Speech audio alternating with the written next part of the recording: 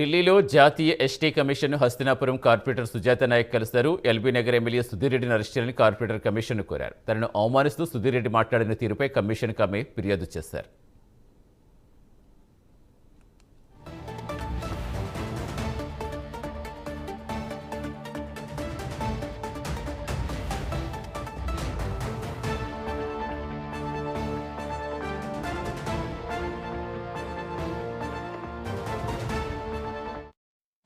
నేను Hastinapuram కార్పొరేటర్ని.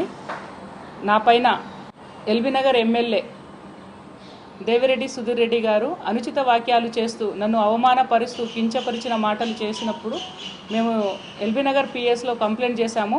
SC ST atrocity case book అయింది.